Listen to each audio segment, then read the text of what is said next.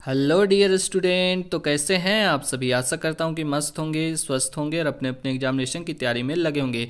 तो चलिए आज हम आपके लिए लेकर आए हैं 50 मोस्ट इंपॉर्टेंट क्वेश्चन इकोनॉमिक्स का, जो कि आपके आने वाला एग्जामिनेशन जो है 11th क्लास का, उसमें बहुत ही ज़्यादा आपका हेल्प करेगा। बशर्ते है कि देखिए झारखंड में थोड़ा लेट हो रहा है एग्जामिनेशन, पर बहुत ही जल्दी हो जाएगा। तो आपको तैयारी में लगे रहना है और 12th का भी आपको तैयारी अब धीरे धीरे स्टार्ट कर देना है, चूँकि आपके पास अब साल भर से ज़्यादा का समय बचा नहीं है। तो आप जितना ज़्यादा बेहतर तरीके से तैयारी करेंगे आपका अंक उतना ही ज़्यादा आएगा। तो चलिए पहला नंबर क्वेश्चन है कि भारतीय योजना आयोग का गठन कब हुआ था। तो भारतीय योजना आयोग का गठन आप सभी जानते हैं कि 15 मार्च 1950 को हुआ था। ठीक है। उसके बाद दूसरा नंबर क्वेश्चन है कि भारत में भूमि सुधार लाने का उद्देश्य क्या था। तो क्या था उद्देश्य, तो कृषि में समानता लाना उसका उद्देश्य था। तीसरा नंबर क्वेश्चन है कि नई औद्योगिक नीति कब घोषित हुई। तो नई औद्योगिक नीति 1948 में घोषित हुई और प्रथम औद्योगिक नीति भी 1948 में ही घोषित हुई थी। चौथा नंबर क्वेश्चन है कि भारत में किस वर्ष आर्थिक सुधारों को लागू किया गया था। तो आप सभी जानते हैं कि भारत में 1991 में आर्थिक सुधारों को लागू किया गया था, जब ग्लोबलाइजेशन हुआ था। पांचवा नंबर क्वेश्चन है कि भारतीय रुपयों का अवमूल्यन किया गया था। देखिए यहाँ पे एक शब्द आया है अवमूल्यन। अवमूल्यन मतलब होता है कि भारतीय रुपये को ह्रास किया गया था, मतलब उसका मूल्य को घटाया गया था। पहले मान के चलिए कि $1 बराबर 1 रुपया था, तो उसको घटा दिया गया। घटाने के बाद क्या हो गया, तो $1 के बराबर मान के चलिए कि 10 रुपया हो गया था। तो इसी को अवमूल्यन कहा जाता है। तो भारतीय रुपये का अवमूल्यन कब किया गया था, तो आपका किया गया था इन सभी डेटों में। इसमें किया गया था आपका 1991 में किया गया था। कब किया गया था, 1991 में, जुलाई 1991 में। अब देखिए क्या है कि भारतीय रुपयों का अवमूल्यन 3 बार हुआ है। तो कब कब हुआ है आपको देखना है। तो 1949 में हुआ था, 1966 में और 1991 में हुआ था। ठीक है। उसके बाद चलिए नेक्स्ट हम लोग देखते हैं कि वर्तमान में भारत में कितने ऐसे उद्योग हैं जो सार्वजनिक क्षेत्र के लिए आरक्षित है। तो ऐसे 3 उद्योग हैं जो सार्वजनिक क्षेत्र के लिए आरक्षित हैं। सातवां नंबर क्वेश्चन है आपका कि फेमा के अंतर्गत आता है। देखिए फेमा क्या है, तो फेमा आपका है सो फॉरेन रिजर्व से बेथी रखता है, मतलब ताल्लुक रखता है। तो इसमें आपका आंसर हो जाएगा पहला कि विदेशी विनिमय के अंतर्गत प्रावधानों को उदार एवं सरल बना दिया गया था, कि जो मतलब वहां से इन्वेस्ट होता था ना फॉरेन से, उसको लेके है से फेमा का मतलब एथी किया गया था, इसको बनाया गया था। ठीक है। चलिए नेक्स्ट क्वेश्चन हम लोग देखते हैं। नेक्स्ट क्वेश्चन है कि खाली स्थान में गरीबी का अनुपात सबसे अधिक है। तो इसमें राज्य आपको देखना है कि किस राज्य में गरीबी का अनुपात सबसे अधिक है। तो अभी बिहार में गरीबी का अनुपात सबसे ज़्यादा अधिक है। फिर बहुआयामी गरीबी सूचकांक MPI 2021 के अनुसार बिहार में भारत में सबसे ज़्यादा गरीबी दर है। इसके बाद है सो झारखंड में और उत्तर प्रदेश का स्थान है। पहला कौन है, तो बिहार है। ठीक है। दूसरा कौन है, आपका झारखंड है। तीसरा कौन है, आपका यूपी है। ठीक है। फर्स्ट बिहार, सेकेंड झारखंड और तीसरा यूपी सबसे ज़्यादा गरीब राज्य हैं। उसके बाद है महात्मा गांधी राष्ट्रीय ग्रामीण रोजगार गारंटी योजना कब प्रारंभ किया गया। ये जो नरेगा है ये कब प्रारंभ किया गया, तो आपका 2 फरवरी 2006 को किया गया था। ठीक है। 10वां नंबर क्वेश्चन है ट्रैक्टर क्रय करने हेतु लिया गया ऋण के अंतर्गत आता है। तो ये एक सरल प्रक्रिया है। देखिए ट्रैक्टर किसानों का यूज के लिए आता है। किसानों का यूज करने के लिए जितने भी सामग्री आते हैं, जितने भी है सो मतलब क्या उसको कह सकते हैं, जितने भी गाड़ी आते हैं, ट्रैक्टर आते हैं, उससे उसको जोतने के लिए जितना आएगा, सारा का ऋण का जो प्रक्रिया है वो बहुत ही सरल है और इस पर बहुत ही कम ऋण लगता है। 11 नंबर क्वेश्चन है आपका कि राष्ट्रीय कृषि एवं ग्रामीण विकास बैंक नाबार्ड की स्थापना कब हुई। ये देखिए नाबार्ड इसको कहते हैं। तो नाबार्ड की स्थापना कब हुई, तो आपकी हुई 12 जुलाई 1982 को। नाबार्ड क्या है, तो एक वित्तीय संस्था है जो कि किसानों को कृषि करने के लिए बहुत ही तरह का लोन का मुहैया करवाता है, मतलब लोन देता है, ट्रैक्टर खरीदने के लिए देता है, किसी भी तरह का जितना भी किसानी में उपयोग होता है सामान, सबको खरीदने के लिए ये जो नाबार्ड है वो आपको लोन देता है कृषि सामग्री के लिए। ठीक है। 12 नंबर क्वेश्चन है निम्न में से किसका ग्रामीण साख में सबसे ज़्यादा योगदान है। ग्रामीण साख मतलब जो है कि गांव देहात में सबसे ज़्यादा लोन वगैरह कौन बांटता है, तो आपका सहकारी बैंक जो है सो लोन ज़्यादा ग्रामीण क्षेत्रों में बांटता है। उसके बाद 13 नंबर क्वेश्चन है राष्ट्रीय साक्षरता मिशन स्थापित किया गया है। जो राष्ट्रीय साक्षरता मिशन है वो कब स्थापित किया गया, तो वो 1998 1988 में स्थापित किया गया।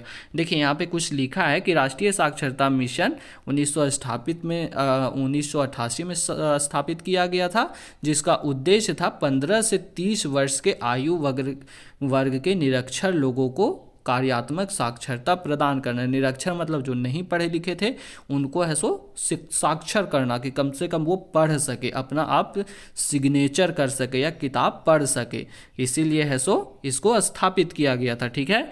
14 नंबर क्वेश्चन है कि औपचारिक श्रमिक, औपचारिक श्रमिक का बात किया कि औपचारिक श्रमिक कौन है, तो उसमें है कि क्षेत्रों में जो कार्य करते हैं, जो वहाँ पे कार्य होता है उसमें जो कार्य करने वाले श्रमिक हैं वो औपचारिक श्रमिक है। भारत में ग्रामीण क्षेत्रों में किस वर्ग के श्रमिक अधिक पाए जाते हैं? ग्रामीण क्षेत्रों मतलब गांव में, तो गांव में आपका है कि स्वनियोजित जो अपने से काम कर लेते हैं, और आकस्मिक श्रमिक मतलब कि कभी जरूरत पड़ा तो वो भी श्रमिक का काम करते हैं, तो इसका आंसर होगा सी ऑप्शन। ठीक है। 16 नंबर क्वेश्चन है कि भारत में कीमतों में वृद्धि के मुख्य कारण क्या है? भारत में जब कीमतों में वृद्धि हो जाती है किसी चीज में, तो उसका मुख्य कारण क्या है? तो उसका मुख्य कारण है कि मुद्रा की पूर्ति में वृद्धि। मान के चलिए कि मार्केट में जितना ज़्यादा पैसा रहेगा, लोग उतना ज़्यादा कुछ खरीदेंगे, और जैसे ही उसका मांग बढ़ेगा तो चीज़ों का दाम हाई हो जाएगा। जैसे इसमें बताया गया ना कि क्योंकि इससे बाजार में अधिक धन उपलब्ध होता है, जिससे मांग बढ़ती है और कीमतें ऊपर चली जाती है। आप सभी को पता है कि जैसे ही मांग बढ़ेगा कीमत ऊपर है, जैसे ही मांग घटेगा कीमत नीचे। ठीक है। चलिए 17 नंबर क्वेश्चन है कि मजदूरी दर में वृद्धि के कारण जब कीमतों में बढ़ने की प्रवृत्ति होती है तो इसे क्या कहते हैं? आपको ये क्वेश्चन पूछा है, तो इसको आप कहते हैं मांग जनित स्फीति। देखिए क्या है कि मजदूरी दर में वृद्धि होगी, 500 रुपया मान के चलिए वृद्धि हुआ। अब क्या होगा कि 500 रुपया वृद्धि हुआ तो वहाँ पे है सो मांग भी बढ़ने लगेगा, आदमी के पास ज़्यादा पैसा होगा तो उससे क्या होगा कि मांग जनित स्फीति आएगी। ठीक है। उसके बाद 18 नंबर क्वेश्चन है कि वर्ष 2024-25 में देश में कोयले का उत्पादन कितना हुआ था? तो वो आपका 830.66 मिलियन टन हुआ था। 19 नंबर क्वेश्चन है कि वैश्विक उष्णता का कारण क्या है? निम्न कारण क्या है वैश्विक उष्णता का? तो इसमें आपका होगा उपयुक्त सभी होगा इसमें, क्योंकि इसमें प्राकृतिक आपदा का भी बार बार आने का है, सो मतलब क्या कह सकते हैं उसको कि बना रहता है, पृथ्वी में तापमान वृद्धि भी होता है, नस्लों की विलुप्त होने का भी बहुत ही ज़्यादा खतरा है। ठीक है। उसके बाद 20वां नंबर क्वेश्चन है कि राष्ट्रों के धन के भाव तथा कारणों की खोज नामक पुस्तक किसने लिखी थी, या इसके लेखक कौन है? तो आपको इसके लेखक का नाम बताना है, तो इसके लेखक का नाम एडम स्मिथ है। 21 नंबर क्वेश्चन है कि जब समग्र की प्रत्येक इकाई का अध्ययन करते हैं तो इसे क्या कहते हैं? तो इसे क्या कहते हैं? आपको इसका आंसर देना है, तो इसे संगणना अनुसंधान कहते हैं। चलिए 22 नंबर क्वेश्चन है कि ब्रिटिश औपनिवेशिक शासन के अंतर्गत समस्त पूर्वी भारत में किस प्रकार की व्यवस्था थी? तो इसमें सो आपका होगा कि उपरोक्त सभी था। इसमें जमींदारी प्रथा भी था, बंदोबस्त भी था, महलवारी प्रथा भी यहाँ पे उपयुक्त थी, मतलब मौजूद थी। 23 नंबर क्वेश्चन है कि भारत में मिश्रित अर्थव्यवस्था की नीति को अपनाया जिसमें अस्तित्व होता है। मिश्रित अर्थव्यवस्था में किसका अस्तित्व होता है? तो वो आपका सार्वजनिक और निजी क्षेत्र दोनों का अस्तित्व होता है। ठीक है। 24 नंबर क्वेश्चन है कि विश्व जन अर्थव्यवस्था का क्षेत्रफल का प्रयोग करने वाला प्रथम देश कौन था? तो आपका प्रथम देश आयरलैंड था। उसके बाद 25 नंबर क्वेश्चन है कि भारत की संसद में राष्ट्रीय ग्रामीण रोजगार गारंटी अधिनियम पारित कब हुआ? तो वो आपका पारित हुआ 2006 में, और लागू कब हुआ? 2006 में, और पारित कब हुआ? तो 2005 में हुआ। ठीक है। 26 नंबर क्वेश्चन है कि द्वितीय औद्योगिक नीति कब घोषित हुई? तो द्वितीय औद्योगिक नीति आपका 1956 में घोषित हुआ। कब हुआ? तो 20 अप्रैल 1956 को। और प्रथम औद्योगिक नीति 1948 को घोषित हुई थी। जेल का निर्वाह कहलाता है, जेल का निर्वाह लागत क्या कहलाता है? तो जेल में किया जाने वाला जितना भी कार्य है वो जेल का निर्वाह लागत कहलाता है। 28 नंबर क्वेश्चन है कि दिल्ली में सार्वजनिक परिवहन प्रणाली में किस प्रकार के गैस का प्रयोग किया जाता है? दिल्ली में किस प्रकार गैस का प्रयोग करता है गाड़ी में? तो वो है उच्च दाब प्रकृति गैस, मतलब जो सीएनजी होता है उसका ज़्यादा प्रयोग किया जाता है दिल्ली में। ठीक है। उसके बाद 29 नंबर क्वेश्चन है किसने कहा अर्थशास्त्र चयन का विज्ञान है? ये कोट किसका है कि अर्थशास्त्र चयन का विज्ञान है? आपको इसका आंसर बताना है। ठीक है।